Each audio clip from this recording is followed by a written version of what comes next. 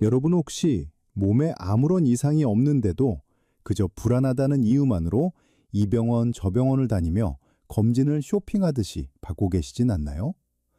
만약 그러시다면 제가 오늘 아주 단호하게 말씀드리겠습니다. 그 행동은 내 몸을 지키는 효도가 아니라 잠자고 있는 벌집을 쑤셔놓는 것과 다를 바가 없습니다. 제 진료실을 찾아오셨던 79세 김봉래 어르신의 이야기를 좀 해볼까 합니다. 김봉래 어르신은 자식들이 효도한다며 500만 원짜리 최고급 종합검진을 예약해준 덕분에 평생 받아본 적 없는 정밀 검사들을 싹 받으셨습니다. 그런데 문제는 거기서부터 시작되었습니다. 검사 결과에서 아주 작은 혹 하나가 발견되었는데 의사는 확실히 하기 위해 조직 검사를 해보자고 했죠. 그 과정에서 어르신은 기력이 급격히 떨어지셨고 검사 부위의 염증 때문에 한 달 넘게 병원 신세를 지셔야 했습니다. 나중에 알고 보니 그 혹은 평생 두고 봐도 아무런 해가 없는 녀석이었는데 말입니다. 김봉래 어르신은 저를 보며 눈물을 글썽이셨습니다. 건강하게 오래 살려고 검사받았는데 그 검사 때문에 오히려 다리 힘이 다 풀리고 밥맛도 잃어버렸다고 말씀하시며 가슴을 치셨죠. 이 이야기가 과연 남의 일일까요? 실제 통계를 보면 더 기가 막힙니다. 2019년에 국가 암검진을 받은 75세 이상의 어르신이 무려 101만 명이 넘습니다. 그런데 국내 연구진이 10년 넘게 추적조사한 결과를 보면 85세 이상의 고령층이 특정 암검진을 받았을 때 오히려 사망률이 2배나 높게 나타났습니다. 검진을 안 받은 분들보다 오히려 더 일찍 돌아가셨다는 뜻입니다. 왜 이런 비극이 벌어질까요? 나이가 들면 우리 몸의 세포도 낡고 기력도 젊었을 때와는 판이하게 다릅니다. 젊은 사람에게는 아무것도 아닌 작은 상처가 어르신들께는 치명적인 감염원이 될 수 있고 마취 한 번도 심장에 큰 부담이 됩니다. 그런데도 우리는 무조건 많이 검사하고 일찍 찾아내는 것이 정답이라고만 믿어왔습니다. 하지만 오늘 저는 여러분께 그 상식을 완전히 깨드리는 이야기를 해드리려고 합니다. 이것은 단순한 건강 상식이 아닙니다. 여러분의 소중한 남은 인생을 병원 침대에서 보낼 것인지 아니면 자식들과 웃으며 산책하며 보낼 것인지를 결정하는 생존 전략입니다. 오늘 강연을 통해 어떤 검사가 우리 몸에 독이 되는지, 그리고 몇 살부터는 어떤 검사를 과감히 멈춰야 하는지 아주 명쾌하게 정리해드리겠습니다. 오늘 이 이야기가 내 삶에 꼭 필요하겠구나 싶으시다면 좋아요 버튼 한번 꾹 눌러주시고 댓글에 숫자 1만 남겨주세요. 여러분의 작은 참여가 더 많은 어르신의 건강을 살리는 큰 힘이 됩니다.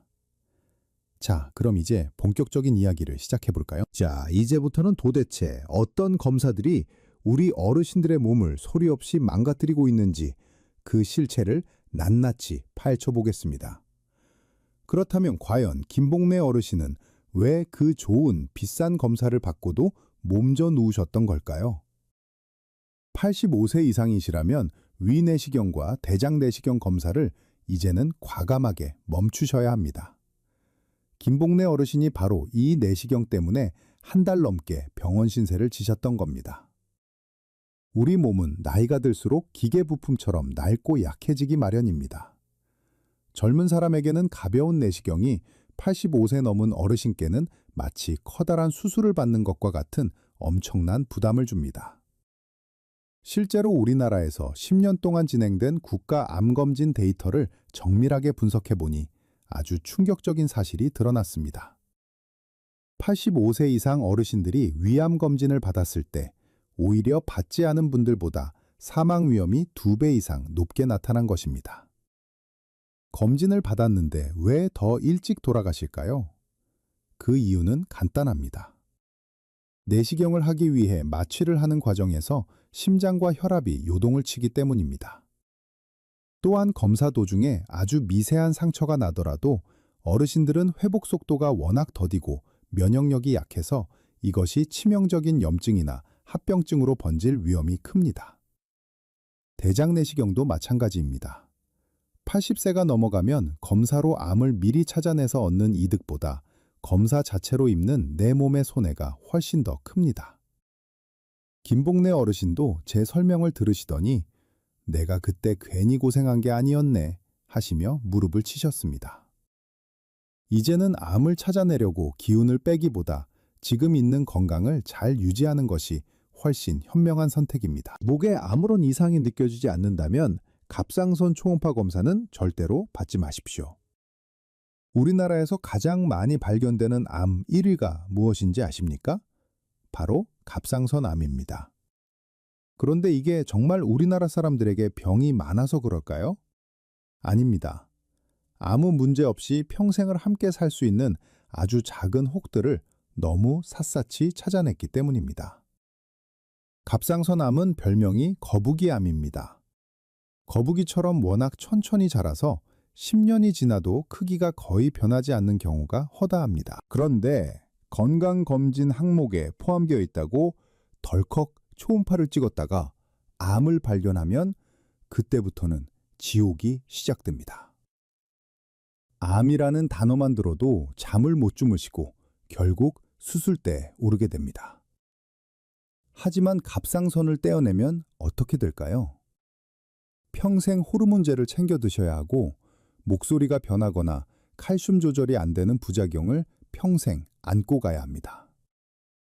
아무 증상 없이 100살까지 사실 수 있었던 분이 검사 한번 잘못 받았다가 평생 환자로 살게 되는 것입니다. 세계 최고의 의료기관들도 증상이 없다면 갑상선 검사를 하지 말라고 강력하게 권고하고 있습니다. 여러분 생각해 보세요. 땅속에 묻힌 작은 씨앗이 싹도 틔우지 않고 가만히 있는데 그걸 굳이 파헤쳐서 밭을 망칠 필요가 있을까요? 김복래 어르신도 이 이야기를 듣고는 가슴이 뻥 뚫린 것 같다고 하셨습니다. 불필요한 걱정을 사서 할 필요가 전혀 없다는 뜻입니다. 오늘 이 이야기가 여러분께 정말 큰 울림이 되었으면 좋겠습니다. 혹시 주변에 아직도 비싼 검사가 최고라고 믿고 계시는 친구분들이나 친척분들이 계신가요? 그분들이 더 이상 김복래 어르신처럼 고생하지 않도록 이 영상을 지금 바로 공유해 주세요. 여러분의 공유 한 번이 누군가에게는 평생의 건강을 지키는 소중한 선물이 될 것입니다. 앞서 무서운 이야기들을 좀 해드렸는데 이제는 반대로 막힌 속을 뻥 뚫어드리고 내 몸을 정말 아끼는 지혜로운 기준들을 말씀드릴 차례입니다. 김복래 어르신도 이 기준을 들으시고는 이제야 살 것 같다고 환하게 웃으셨습니다. 담배를 하루에 한 갑씩 30년 넘게 피우신 분이 아니라면 폐암 저선량 CT 검사는 받지 마십시오. 여기서 말하는 30갑년이라는 수치는 하루 한 갑씩 30년을 피웠거나 아니면 하루 두 갑씩 15년을 피운 경우를 말합니다. 이 정도로 담배를 많이 피우신 분들은 폐암 위험이 워낙 높아서 검사가 필요하지만 그게 아니라면 이야기가 완전히 달라집니다. 일부 병원에서는 폐암을 빨리 찾아야 한다며 담배를 안 피우는 분들께도 이 검사를 권하곤 합니다. 하지만 이것은 빈대 잡으려다 초가 삼간 다 태우는 격이 될 수 있습니다. 실제로 통계를 보면 CT 검사에서 폐암이 의심된다는 판정을 받은 사람 10명 중 4명 이상은 정밀 조직 검사를 해보니 암이 아니었습니다. 그런데 그 과정에서 바늘로 폐를 찌르는 고통스러운 검사를 받아야 하고 10명 중 1명은 폐에 구멍이 나거나 피가 고이는 심각한 합병증을 겪습니다. 게다가 CT 검사는 방사선 노출이 뒤따릅니다. 아무 증상도 없고 담배도 안 피우는데 매년 이 검사를 반복하는 것은 내 몸에 방사선을 쌓아두는 것과 같습니다. 남은 인생이 10년 미만이라고 생각되신다면 이제 암 검진은 명예롭게 졸업하셔야 합니다. 이것이 제가 환자분들께 가장 강조하는 10년의 법칙입니다. 왜 10년일까요? 암 검진으로 병을 찾고 치료해서 생명을 구하는 효과는 오늘 당장 나타나는 게 아니라 최소한 10년이라는 세월이 흘러야 비로소 빛을 발하기 때문입니다. 우리나라 어르신들의 평균 수명을 고려했을 때 대략 75세 전후가 이 결정을 내려야 하는 중요한 시점입니다. 만약 80세가 넘으셨는데 암검진에 매달리신다면 그것은 득보다 실이 훨씬 큽니다. 검사 자체의 위험도 문제지만 암을 발견해서 수술을 받게 되면 그 합병증 때문에 남은 삶의 질이 엉망이 될 수 있습니다. 김복래 어르신께도 제가 이렇게 말씀드렸습니다. 이제는 암을 찾으려고 애쓰기보다 오늘 하루를 얼마나 즐겁고 편안하게 보내느냐가 어르신께는 더 큰 보약이라고요. 여러분, 여기서 한 가지 더 꼭 짚고 넘어가야 할 아주 중요한 사실이 있습니다. 바로 검사가 또 다른 검사를 부르는 무서운 소용돌이입니다. 의학계에서는 이것을 연쇄 효과라고 부르기도 하는데요. 예를 들어 가벼운 마음으로 찍은 사진에서 아주 작은 그림자 하나가 발견되었다고 가정해 봅시다. 그러면 의사는 확실히 해야 한다며 CT 촬영을 권하고 CT에서 또 뭔가가 보이면 이번엔 바늘로 찔러 조직을 떼어보자고 합니다. 결국 아무것도 아닌 것으로 판명나더라도 그 과정에서 우리 어르신들은 수차례 마취를 견뎌야 하고 과도한 방사선에 노출되며 몸과 마음이 만신창이가 됩니다. 75세가 넘은 우리 몸은 이런 연쇄적인 충격을 버텨낼 기력이 젊은 사람과는 천지차이입니다. 한번 시작된 검사의 굴레는 멈추기가 참 어렵기 때문에 애초에 불필요한 첫 단추를 깨지 않는 것이 가장 현명한 방어기전입니다. 또한 암을 발견하는 것보다 더 무서운 것은 그 암을 치료하는 고통스러운 과정입니다. 80세가 넘은 어르신이 암 수술을 받으면 젊은 사람처럼 금방 털고 일어나기가 참 힘들어서 수술 자체는 성공적이었다고 해도 그 이후에 폐렴이 오거나 기력이 다해 결국 요양병원으로 발길을 옮기시는 경우를 저는 현장에서 너무나 많이 보았습니다. 우리가 검진을 받는 진짜 이유는 더 행복하게 살기 위해서지 병원 침대에 누워 남은 시간을 보내기 위해서가 아니라는 점을 다시 한번 가슴 깊이 새기셨으면 좋겠습니다. 건강검진은 6개월이나 1년마다 받는 게 아니라 딱 2년 주기로만 받으십시오. 건강에 유독 관심이 많은 분들은 불안한 마음에 검사를 너무 자주 받으려 하십니다. 하지만 우리 몸의 암세포는 생각보다 천천히 자랍니다. 보통 암이 생겨서 문제를 일으키기까지는 수년의 시간이 걸리기 때문에 2년마다 한 번씩만 점검해도 충분히 조기에 발견할 수 있습니다. 오히려 너무 자주 검사를 받으면 병도 아닌 아주 작은 혹들을 발견하게 되어 불필요한 걱정만 늘고 방사선 피폭량만 많아집니다. 국가에서 2년마다 검진표를 보내주는 데는 다 과학적인 이유가 있는 법입니다. 그 주기에 맞춰서 기본에 충실한 검사만 받으셔도 충분합니다. 검사 결과지를 집에서 우편으로만 읽지 마시고 반드시 담당 의사를 직접 만나서 설명을 들으십시오. 많은 분이 결과지에 적힌 어려운 용어와 수치만 보고 덜컥 겁부터 내십니다. 예를 들어 간에 혹이 있다거나 폐에 석회화가 있다는 글자를 보면 암이 아닐까 밤잠을 설칩니다. 하지만 의사가 보면 그것은 과거에 앓고 지나간 염증의 흉터이거나 평생 아무 지장을 주지 않는 물혹인 경우가 대부분입니다. 종이 한 장에 적힌 숫자에 일희일비하지 마시고 전문가의 입을 통해 내 상태가 정말 어떤지 정확히 확인하는 과정이 반드시 필요합니다. 그래야 불필요한 걱정에서 벗어나 마음의 평화를 찾을 수 있습니다. 여러분, 오늘 제가 말씀드린 이 지혜로운 기준들을 꼭 마음에 새기셨으면 좋겠습니다. 내 몸을 지키는 것은 무조건적인 검사가 아니라 내 나이와 상태에 맞는 현명한 선택입니다.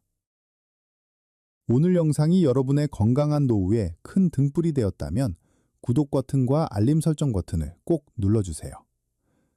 여러분의 응원이 제가 더 정확하고 따뜻한 의학 정보를 전해드리는데 가장 큰 원동력이 됩니다. 자, 이제 김봉래 어르신과 제가 함께 만든 특별한 건강 일과표를 소개해드릴 시간입니다.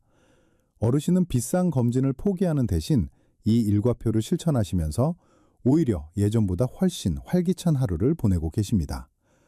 여러분도 오늘부터 당장 따라하실 수 있는 아주 구체적인 루틴입니다. 먼저 아침 7시입니다. 눈을 뜨자마자 가장 먼저 하셔야 할 일은 병원을 찾아가는 게 아니라 바로 거실 한쪽에서 가정용 혈압계로 내 혈압을 재는 것입니다. 80세 전후의 어르신들께는 1년에 한 번 받는 내시경보다 매일 아침 재는 혈압 수치가 훨씬 더 소중한 생명줄입니다. 혈압이 안정적인지 확인하고 따뜻한 물 한 잔을 마시는 것만으로도 뇌졸중이나 심근경색의 위험을 절반 이상 줄일 수 있습니다. 오전 10시에는 햇볕을 쬐며 30분 정도 천천히 걷는 산책 시간을 가지십시오. 김봉래 어르신은 이 시간에 동네 공원을 걸으시며 비타민 D를 자연스럽게 보충하십니다. 어르신들께 뼈 건강은 암 검진만큼이나 중요합니다. 넘어지기라도 하면 그 합병증이 암보다 더 무섭기 때문입니다. 햇볕 아래서 걷는 이 짧은 시간이 골다공증을 예방하고 우울한 마음까지 씻어내줍니다. 정오에는 단백질이 풍부한 식사를 챙겨 드시고 오후 2시쯤에는 꼭 누군가를 만나 대화를 나누십시오. 경로담도 좋고 친구분과의 전화 한 통도 좋습니다. 뇌를 자극하는 가장 좋은 방법은 정밀검사가 아니라 바로 즐거운 대화입니다. 이것이 최고의 치매 예방검진입니다. 김봉래 어르신도 예전에는 검사 결과지에 적힌 글자만 들여다보며 근심하셨는데 이제는 이 시간에 친구분들과 웃으며 지내시니 얼굴색이 훨씬 좋아지셨습니다. 자, 이제 여러분이 가장 궁금해하실 질문들을 몇 가지 골라봤습니다. 첫 번째 질문은 우리 집안에 암 환자가 여럿 있는데 그래도 나이가 들면 검진을 멈춰도 되느냐는 것입니다.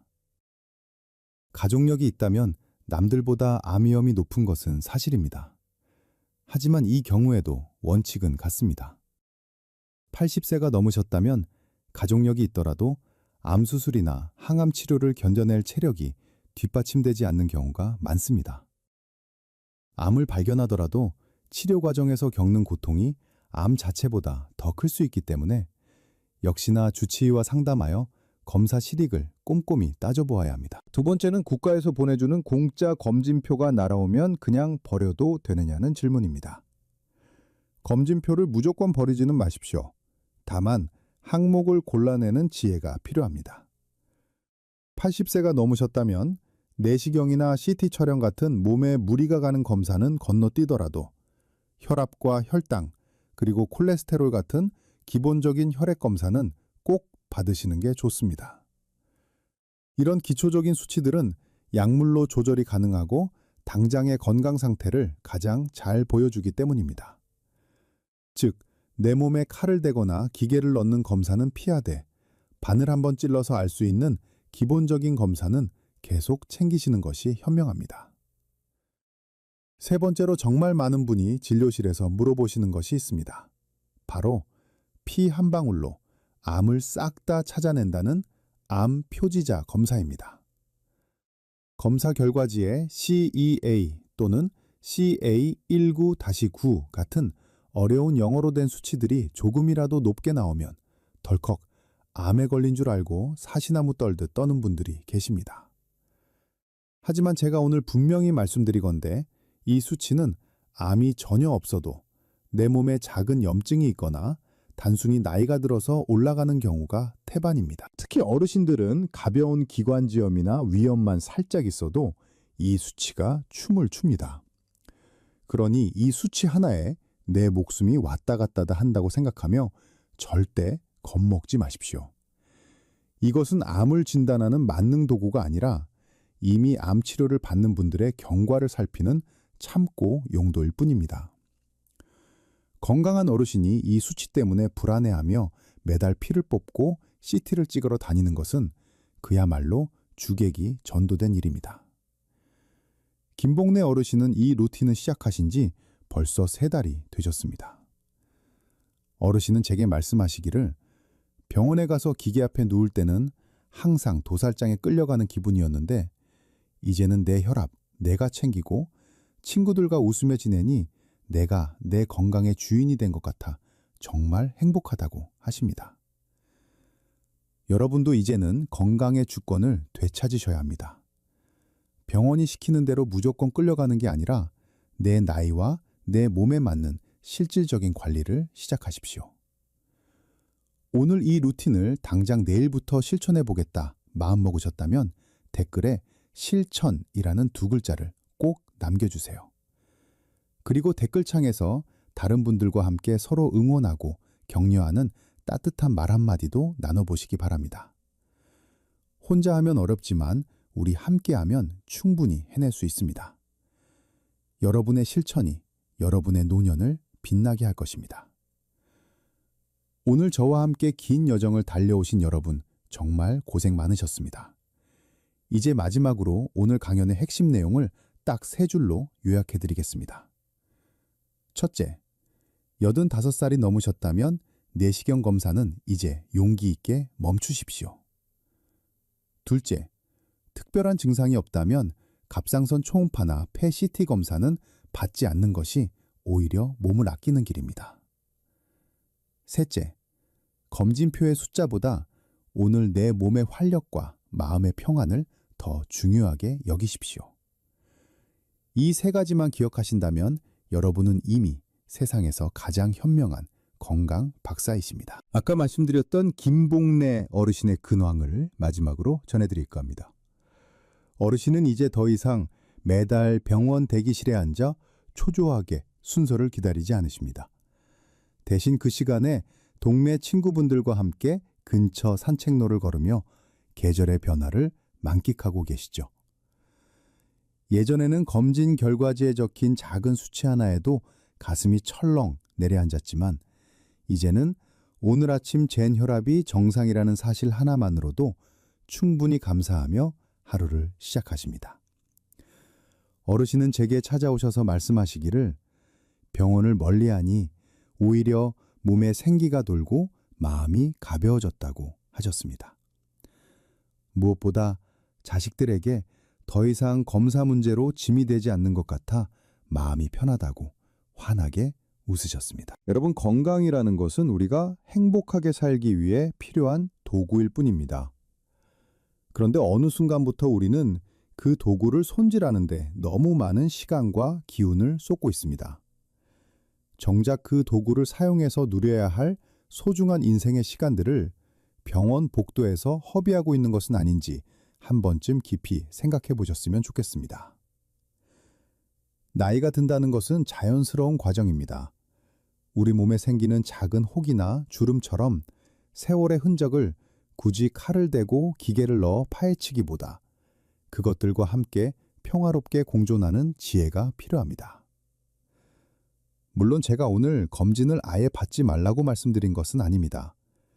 젊은 시절에는 병을 미리 찾아내고 치료하는 것이 중요하지만 이제 인생의 황혼기에 접어든 여러분께는 오늘 하루를 얼마나 고통 없이 편안하게 그리고 사랑하는 사람들과 함께 보내느냐가 훨씬 더 가치 있는 일이라는 점을 꼭 말씀드리고 싶었습니다. 무조건적인 검사보다는 내 몸의 소리에 귀를 기울이고 나에게 꼭 필요한 관리만 골라서 하는 것이 진정한 의미의 자기 관리입니다.